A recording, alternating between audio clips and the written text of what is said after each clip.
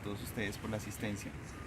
Y bueno, empecemos. Entonces, creo que lo primero que siempre, usualmente, en estas charlas que pues han sido como frecuentes en el tema, siempre me gusta empezar como por la definición, ¿no? De qué es un humedal, porque mucha gente habla de humedal, pero hay muchas definiciones, pero digamos que las que yo he conocido me gusta como esta. Hay una definición que es española, digamos, en España han trabajado bastante también el tema de humedales, entonces esta definición ha sido, alguna vez hice una revisión extensa del tema de muchas fuentes internacionales incluso, y esta fue como la que más me gustó. Aquí se trata los humedales como zonas, digamos, de transición, como lo que se llama un ecotono, ¿sí? Ecológicamente, un ecotono es un límite entre dos sistemas. La naturaleza no tiene límites exactos demarcados, sino que son como transiciones. Entonces, esta definición habla de que esto es como una especie de transición, pero digamos ya yéndonos un poco más hacia lo técnico, me voy a permitir leerla, aquí la traje pues escrita. Entonces dice que es cualquier unidad funcional del paisaje que, no siendo río ni lago ni el medio marino, constituyen tanto espacial como temporalmente una anomalía hídrica positiva en relación con un territorio adyacente más seco.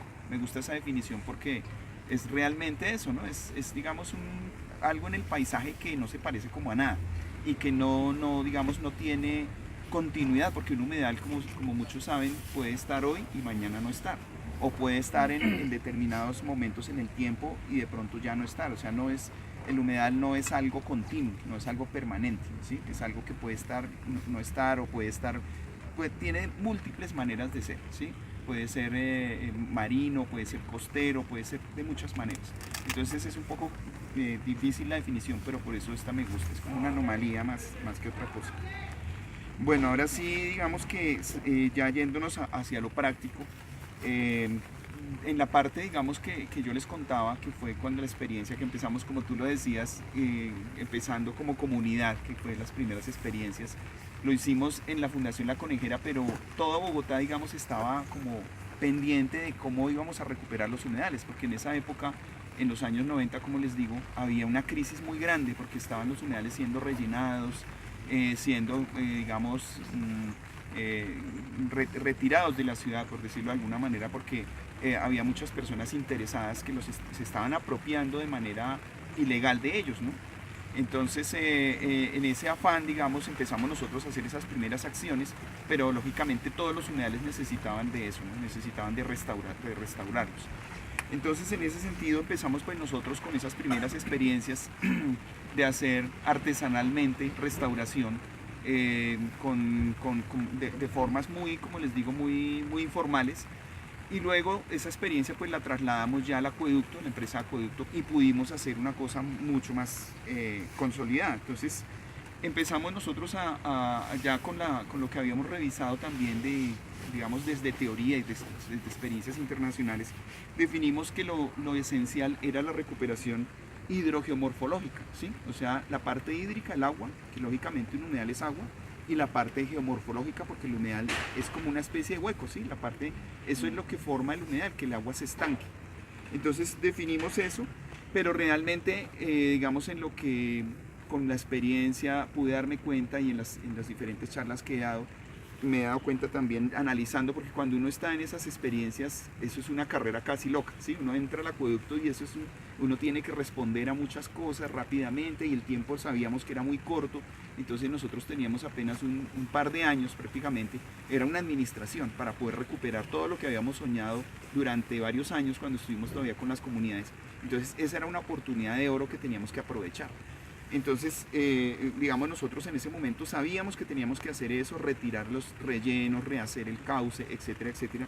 Pero ya, digamos, después pensando la cosa como más concienzudamente y haciendo revisiones ya de información, de literatura y de experiencias internacionales, yo llegué a la conclusión de que realmente los humedales, en esos procesos que hemos adelantado, digamos que lo básico es restaurar la parte hídrica en términos del movimiento de las aguas, lo que llamamos hidráulico, pero también lo ideal sería recuperar la hidrología, ¿no? La hidrología ya es un tema mucho más complicado porque implica el clima, y sabemos que hoy en día el clima es algo que está alterado incluso a nivel planetario. Entonces ese reto es muy, muy importante, muy grande también de hacerlo.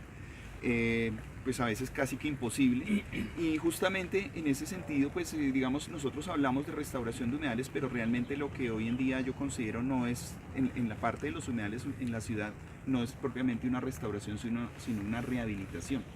Cuando hablamos de restauración hay varios caminos, ¿sí? La restauración es como una especie de gráfica en la que uno tiene en los ejes X y Y, uno va como una gráfica en ascenso, ¿sí? Entonces el ecosistema está como en una caída, está muy, muy deteriorado, y uno al empezar a recuperarlo la gráfica va ascendiendo, ¿sí? Va ascendiendo hacia un mejoramiento.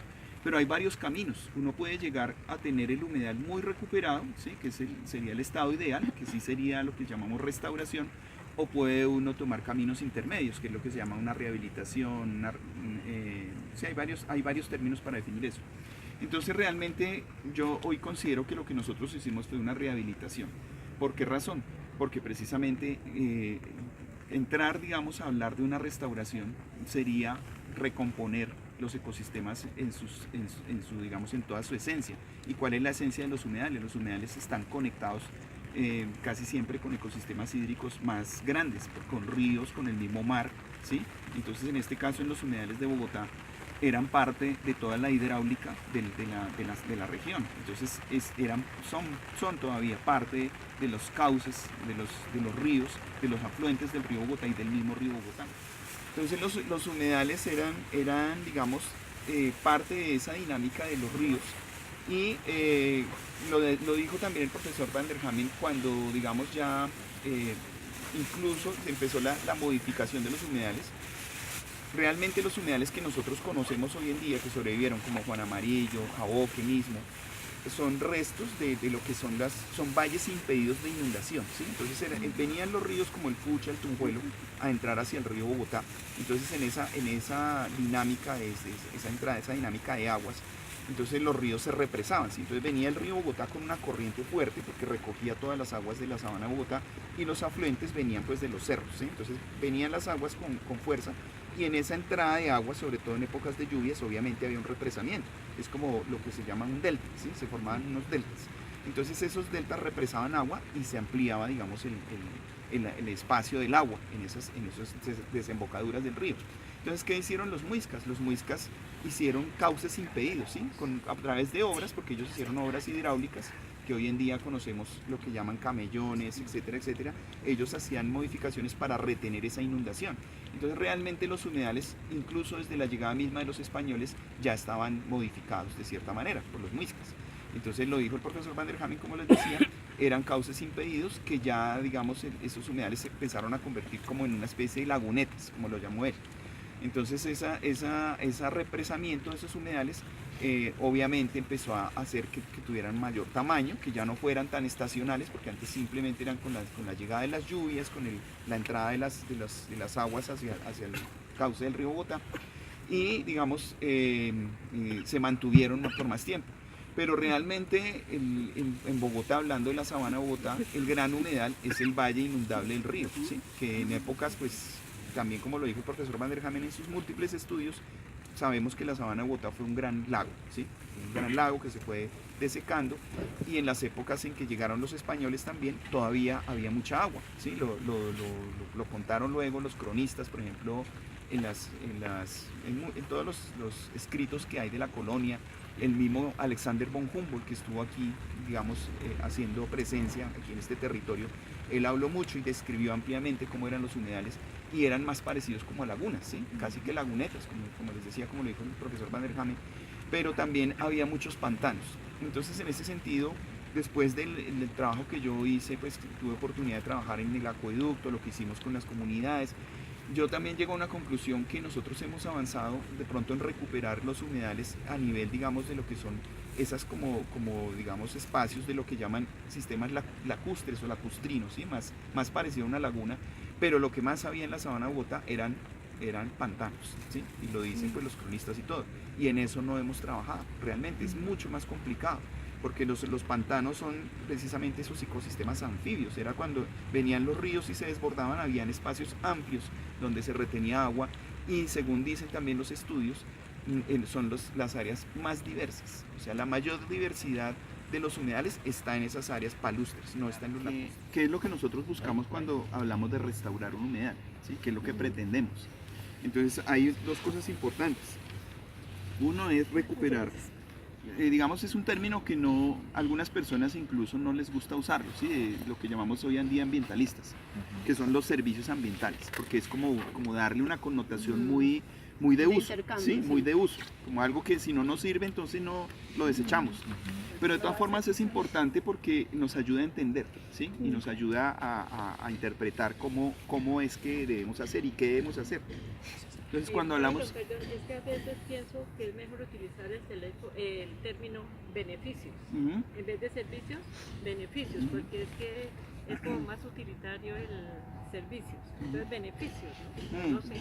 ¿Qué piensas? Sí, digamos que hay muchos términos y como les digo hay personas que no les gusta, pero como les digo también, a veces es importante para poder entender. Entonces se han definido ya los servicios ambientales, incluso la misma convención de Ramsar lo ha hecho, incluso a nivel gráfico, y se encuentran que en lo que se ha definido, digamos, principalmente, es que lógicamente los humedales tienen unas funciones que nos sirven a los seres humanos, ¿sí? Una de ellas, ¿cuál es? El control de inundaciones, una de las más importantes. Como les decía, inicialmente los humedales hacen parte de sistemas hídricos más complejos, como ríos, como el mismo océano, ¿sí? El mar, complejos, otros microcuencas, cuencas hidrográficas, zonas, digamos, de nivel freático, de recarga de acuíferos, etcétera, etcétera. Entonces, en ese sentido, uno de los servicios ambientales principales que se ha señalado es ese, el control de inundaciones para proteger la vida humana, ¿sí? Los humedales amortiguan las crecientes invernales. Entonces, en la medida en que haya humedales, pues, y sabemos que hoy en día con cambio climático, pues es una cosa mucho más importante, cobra más importancia. Hoy en día también sabemos que los humedales ayudan a la estabilidad climática. Entonces, si no hubiera humedales, tendríamos más afectación por el cambio climático. Pero también los humedales cumplen otras funciones, por ejemplo, retienen sedimentos, que es una cosa muy importante hoy en día, porque sabemos también que por cambio climático llueve intensamente. Hoy en día se habla de que caen aguaceros, puede caer en un aguacero el agua que antes caía en un mes, ¿sí? Puede caer en un solo día. Entonces, lógicamente, y además con todos los procesos de deforestación que ha habido, con todas las cosas alteradas, pues lógicamente necesitamos más de este tipo de ayudas, ¿sí? De que nos dan los humedales. Otra pues también importantísima, que fue una de las que, digamos, hicieron que los humedales cobraran importancia en su inicio, y fue centros de biodiversidad, ¿sí? Que fue lo que más llamó la atención en la misma convención de Ramsar. Cuando se inició, digamos, cuando se creó la convención de Ramsar, lo primero que hablaron fue de las aves, y por eso se llamaba la convención de Ramsar para protección de las aves, ¿sí? Si lo han visto, que siempre hablaban era de las aves, porque era como lo más visible, lo que más la gente veía que las aves estaban afectando. Pero no solamente las aves, también los peces, que es un recurso que alimenta a muchas personas en el mundo. Después de nosotros hacer un proceso de restauración, ¿qué es lo que se debería hacer? ¿Sí? Deberíamos estar permanentemente vigilando, revisando, que es lo que llamamos monitoreo, a ver qué fue lo que pasó, ¿sí? Porque nosotros hicimos unas acciones, pero no sabemos cómo funcionaron y hasta dónde funcionaron. Y de hecho, cuando estuve en el acueducto, nosotros dejamos un proceso de monitoreo. Lastimosamente no se ha hecho, ¿sí? O se hizo muy precariamente. Entonces, ese monitoreo tiene que tener varios frentes. Entonces, nosotros lo dejamos en la parte biológica, que eran las aves. Las aves son unos indicadores muy buenos y las aves nos dicen qué tan recuperado está el ecosistema, en qué magnitud, muchas cosas. Está la parte de la vegetación también, entonces también había monitoreos en vegetación, lógicamente las especies, porque se siembran muchos árboles y los árboles pueden que no se adapten al sector. Como les decía, por ejemplo, la zona inundable, en el nivel freático los árboles pueden tolerar o no, si sembramos la especie adecuada y en el sector adecuado, pueden tolerar o no ese nivel freático. Entonces los alisos son el árbol ideal, y de hecho eran los bosques dominantes, ¿sí? Eran grandes alizales. Que la tarea queda para las futuras generaciones, ¿sí? Que ya el día de mañana se empiece a hacer cosas más refinadas, mejor técnicamente. De todas formas, un árbol es como pasa en los cerros orientales de Bogotá. Hoy en día están llenos de especies exóticas, pero algo han hecho, ¿sí? Por lo menos se hizo eso, y eso permite que hoy en día se empiece a hacer un reemplazamiento más técnico de las especies. Eso mismo tocará hacer en los humedales el día de mañana.